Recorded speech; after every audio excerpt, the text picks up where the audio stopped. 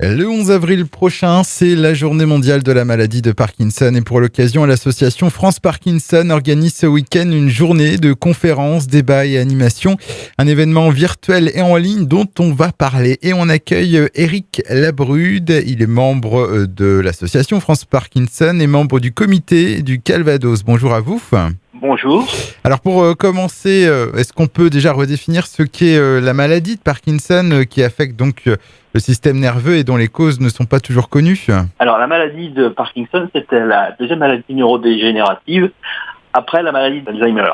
Elle se caractérise par une perte en dopamine. La dopamine est une molécule qui permet la transmission du mouvement du cerveau vers les muscles. Quels sont les symptômes? Alors, au début de la maladie est très sournoise, puisqu'elle agit sans qu'on s'en rende compte pendant environ 10 ans. Et puis après, les premiers symptômes vont arriver. Alors, on appelle ça la triade motrice, parce que ça affecte essentiellement, c'est la lenteur, la rigidité et puis le tremblement. Et c'est les trois symptômes essentiels qui caractérisent le début de la maladie, quoi. Et un des premiers facteurs de cette maladie, c'est l'âge. On estime à 70 ans, donc l'âge moyen du premier diagnostic, mais ça peut aussi arriver plus tôt. Oui, tout à fait. Ça peut arriver à la trentaine. Il y a même des cas où on voit des gens à 20 ans qui sont atteints par la maladie de Parkinson. Alors, est-ce qu'il y a d'autres facteurs à risque?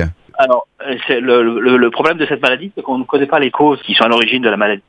On connaît le fonctionnement, comment ça se déclenche, mais on ne sait pas les causes initiales qui engendrent ça. Alors, on soupçonne qu'il y ait des causes environnementales, mais c'est pas que ça, quoi. Est-ce que ça peut être héréditaire? Alors, il y a des cas, effectivement, d'une hérédité familiale. On estime à environ entre 5 et 10% le cas d'hérédité familiale. Et est-ce qu'il existe des traitements? Les médicaments dont on dispose sont essentiellement pour traiter les symptômes. On ne peut pas guérir pour l'instant de la maladie de Parkinson. Il n'y a pas de médicaments, il n'y a pas de traitement qui ralentissent ou qui stoppent la maladie de Parkinson. Et donc Éric Labrude, on rappelle que vous êtes donc membre du comité du Calvados de l'association France Parkinson. Est-ce qu'on peut rappeler vos missions déjà? Les missions de France Parkinson sont au nombre de 5, France Parkinson nationale. C'est d'abord soutenir les malades et leurs proches, parce que le rôle des aidants est absolument fondamental dans l'aide à la maladie. C'est informer et former sur la maladie, les traitements et les aides existantes. C'est financer la recherche. C'est faire connaître la maladie au grand public et c'est faire reconnaître les besoins auprès des pouvoirs publics. Voilà les grandes missions de France Parkinson. Nous, au niveau local, on va surtout s'attacher à accueillir, informer, orienter, soutenir les malades qui viennent à notre rencontre. C'est proposer des activités pour les malades et les proches également. On a comme activité, on a le café Jeune Parkinson, on a un café senior, un café aidant. On a du yoga. On a de la danse, on a de la randonnée. Voilà tout ce qu'on propose. Il y a un atelier running également que j'anime quand on n'est pas confiné. Alors, l'association France Parkinson qui propose aussi donc ce samedi 10 avril un événement inédit en ligne. Donc ça se passe sur le site legrandirect.fr créé spécialement pour l'occasion. Alors, qu'est-ce qui est prévu exactement?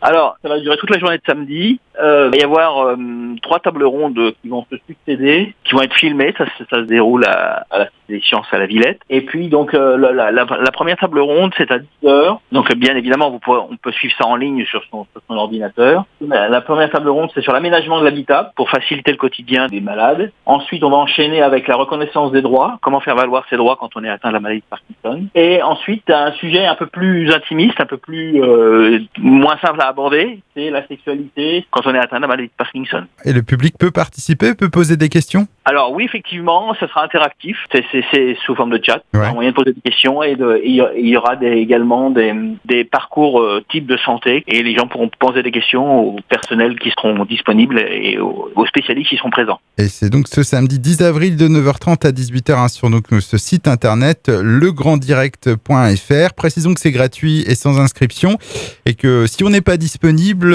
il y aura aussi des replays qui seront mis en ligne ensuite pour les personnes intéressées. Tout à fait, exactement, oui. Est-ce qu'il y a autre chose à ajouter sur cet événement ou sur votre association? Écoutez, la maladie de Parkinson est plutôt mal connue et donc c'est vraiment l'occasion de faire connaître cette maladie. Des fois, elle est confondue avec la maladie d'Alzheimer. C'est pas du tout la même chose. On n'est pas du tout sur les mêmes symptômes. J'invite le grand public à vraiment s'intéresser à ça pour mieux connaître la maladie de Parkinson. Legrandirect.fr, donc c'est demain samedi de 9h30 à 18h. Eh bien, je vous remercie de nous avoir consacré ces quelques minutes, Éric Labrude. Et puis pour ceux qui souhaiteraient en savoir un peu plus aussi sur la maladie et sur l'action de votre association, rendez-vous sur le site franceparkinson.fr. franceparkinson.fr. Je vous dis au revoir. Merci beaucoup, au revoir, bonne journée.